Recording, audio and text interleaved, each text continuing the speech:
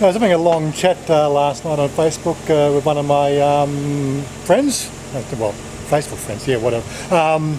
And the conversation came around, when was the best time to travel to Thailand? I gave some thoughts on that one, and I thought, he sort of said, why didn't you make a video about it? So I said, okay, why don't I make a video about it? So here's a video. Anyway, stay tuned. What's the best time to travel to Thailand, in my opinion? Don't forget to hit that like button and the subscribe button if you're not already. Anyway, catch you in a minute.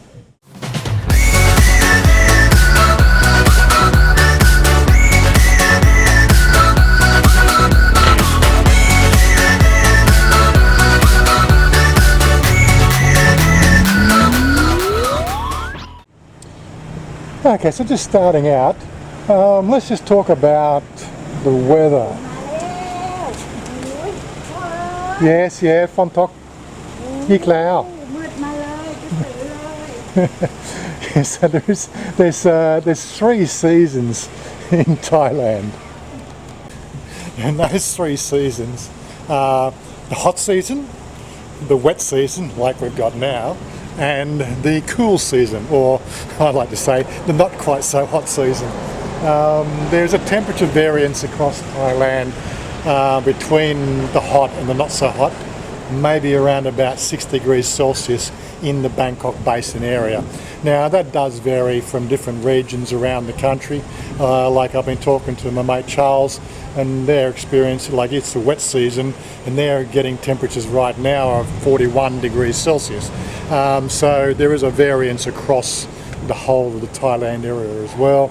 There's more rain down towards the south.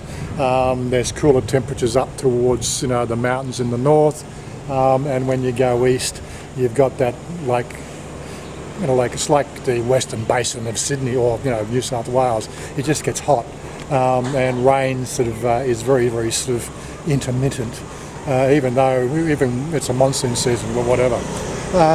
Yeah, so the first thing to remember is if you're coming from a place that's has a cooler climate, like Mediterranean climate, or even cooler northern climate or southern climate, you're used to temperatures in the summer of plus 30s, and then in the winters below 10s. This is like, again, this is what I've experienced in my life when I was living in Sydney. We can hit days and temperature of 41 to 45 in February, which is like the close of the summer.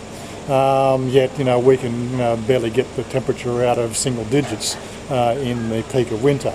And as I said, across the year, you're going to have what we call a 40-degree variance in temperature. In Thailand here, we may be in the basin, we get maybe a 6-degree variance. Look, don't hold me to it. You can do your own research, of course. I think it's one of the things that I'm sort of constantly being ribbed about, is the fact that they think that I'm a know-it-all. Shit, I don't know everything. I'm just only as good as what my Google searching is. But I have a good retentive memory as well. So, one goes with the other. It looks like I'm sort of coming across as a know-it-all. I certainly don't want to sort of give that impression. I'm just living here in Thailand at the best that I can, and getting used to all the idiosyncrasies. Like today, I was told to put a white shirt on, and the only white shirt I've got is in the wash. So I've got a grey shirt on. Well, it is the anniversary of the death of King Bhumibol Adulyadej. No, I've probably sort of completely butchered that name, and my apologies to the Thai people. I've really never learned to say the name properly. But yes, that's one of the things we need to look at. Today I was told wear a grey shirt. Okay, wear grey, so I'm wearing grey. I get used to all the little idiosyncrasies of Thailand. The more I look at it, there's a public holiday on Monday, so this is a long weekend. This is one of the new long weekends in the Thailand calendar as well, which is what I'm going to get to, which is what I'm alluding to in the next part of the whole travelling to Thailand bit. Yeah, so if you're coming from a colder climate, like I lived in Scotland for 3 years, and there, we would barely get a temperature getting out of the high 20s. Yet, we had -10. Tell you what, getting into those winter temperatures in Scotland, I'd love to be sort of travelling to Thailand December, January each year just to get out of the cold. And that's a lot of things that people do consider. We've got to think that the majority of the population of the planet is in the Northern Hemisphere. And Thailand is a very nice destination between December and January. The downside, of course, with that is the temperature might be a little bit cooler in Thailand, but the prices have gone through the roof. I think we did some comparisons last night on just a few select websites. Accommodations almost double in that period of time. Airfares, from New Zealand, for instance, are almost double. I think I also experienced that when I was in Australia. I never flew between December and January because it was just ridiculous, the prices they wanted to charge. Again, coming down to the whole thing, why? Well, because it's winter, it's summer in Thailand, in Australia, but our business, shut down for 2 to 3 weeks in the December, early January period, and you were pretty much forced to take 2 of your 4 weeks holiday just because the business was closing down. And so your premium of when you go on holiday becomes really a very selective process, because then of course it gets down to the winter in Australia. Where do you go for your winter? Do you go to Thailand in the winter of Australia, which is the wet season? And as I said, look at the rain we've had. You go out there to go out the door, and next thing you know, you've got a flash flood. These are sort of some of the downsides of the wet season here in Thailand. Although I find the temperature of the wet season sort of more appropriate. Again, the humidity is sort of, although it rains a lot, the humidity does not feel as oppressive as it does in the middle of the peak summer. No, she wants to go shopping again, so we're going to go shopping again. Okay, darling, why are you not working today? Why? Why are you not working? Why are you not working? Why you might survive. Where did you go last 2 days? You went for seminar? Yeah. A seminar for. Seminar in the hair in the school. Yeah. And have a party in the pool with. Yeah. I saw Thai. She got drunk. She got drunk, and I wasn't there to protect her. No hair power, and now today so tired. I hope boyfriend to take me go somewhere. Don't want to sleeping in home. Okay. Where you want to go? Where you want to go? You want to go to the mall? You want to go Seacon? You want to go? Up to you. No, up to you. You tell me. You want to go Seacon? Go the mall before. Yeah, we got the mall last week. Yeah. Yeah, that I want to change. Where you want? Seacon, or you want to go Westgate? Seacon. Westgate no have something, I think so. Okay, we go Seacon. Yeah. Okay. But not really We far. go Seacon. It's okay, darling. Well, here we are. Now she'll brighten up. She's got the shopping centre now. Yes. Yeah. Yes. Where was I in that conversation? Yeah, so getting back to the whole seasons, yes, there's 3 seasons. There's the hot season, there's the wet season, and there's the not so hot season. The hot season's from March through to June.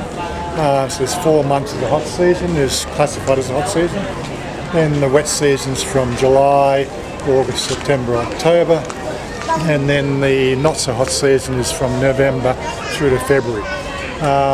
November through to February is probably the best time to travel to Thailand for the climate, is probably the best way I put that. So now all you got to do is work out what works for you from where you're coming from. As I said, Christmas time, so Christmas New Year is traditionally the time that Westerners get their holidays, because they leverage the Christmas New Year break, and then they whack on their additional holidays that they're entitled to through their employment to try to extend the maximum time off. And of course, this is when prices go up, because it's a system. Everybody knows that's what people do, and of course they milk it. It's like you have to really you have to think about this sort of stuff. So ideally, so when's the best time to travel? In my opinion, I always enjoyed coming over for a couple of weeks during November, which is just after the rainy season. And then secondly, if I could swing it, then I would also come over for a couple of weeks in February. February's pretty good because, again, it's not too hot. You've got Martha Bucher Day, which is a public holiday, so there's a 3-day long weekend in there.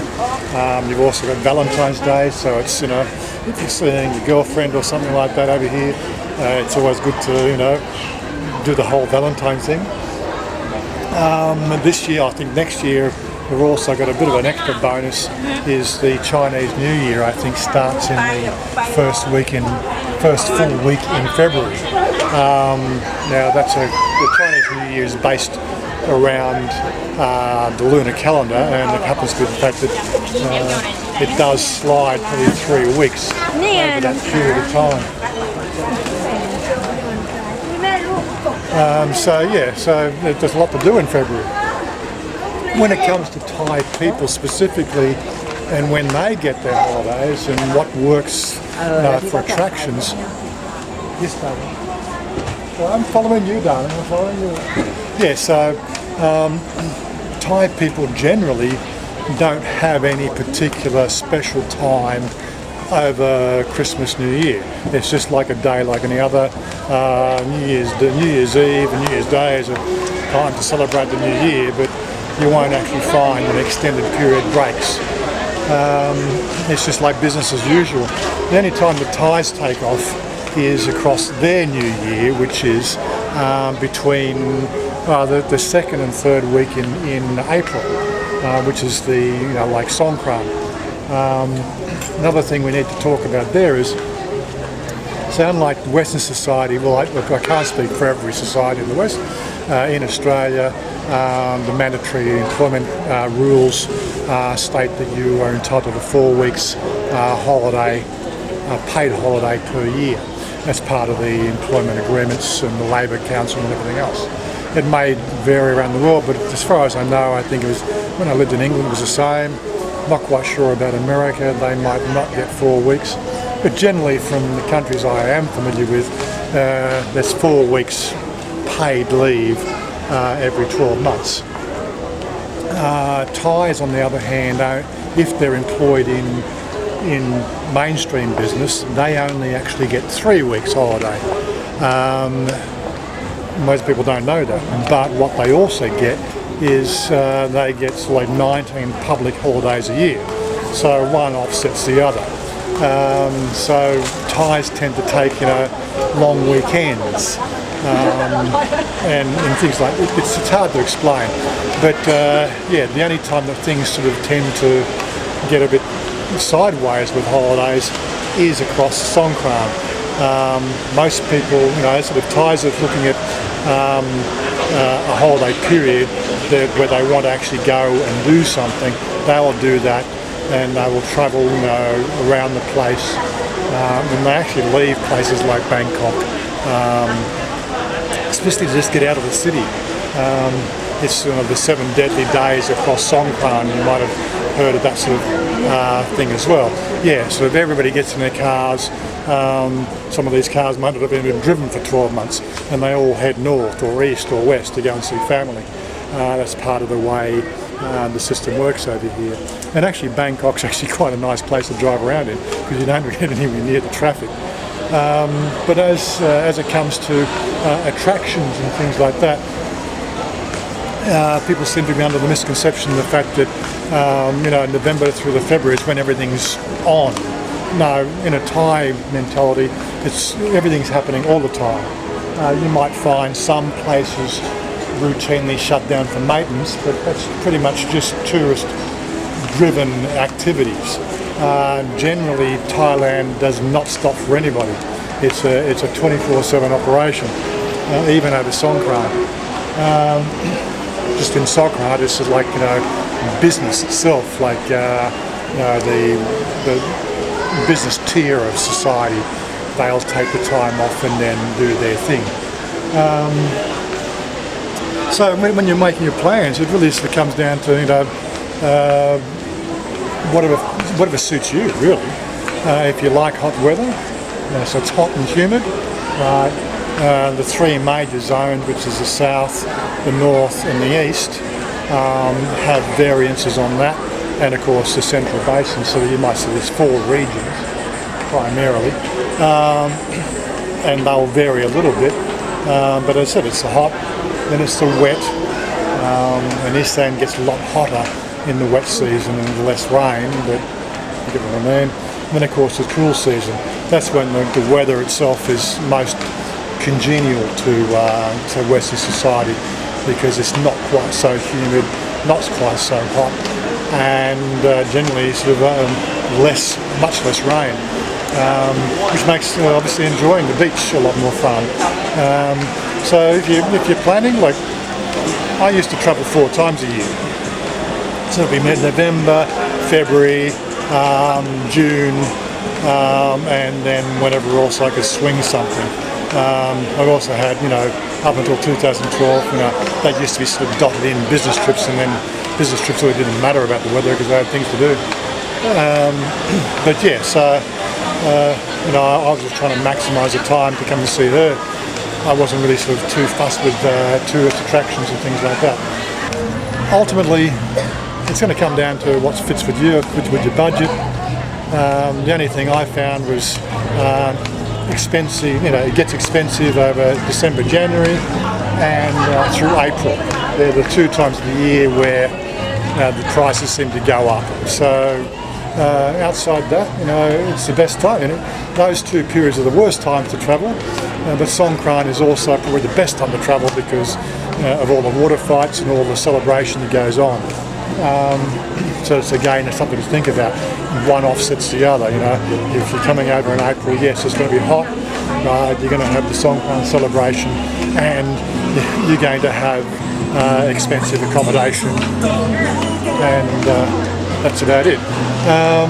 Anyway, so we're just going to continue to walk around here. You haven't seen anything yet, darling. You haven't seen anything to buy yet. Yeah, I think. What are you looking for? I don't know yet. You don't know yet. Not say that. Anyway, say goodbye to everybody. Bye-bye. Bye-bye. Catch you in touch from New York. Okay. Anyway, we'll catch up with you later. Catch up with you later, Gator. I don't Gator. Anyway, catch you later.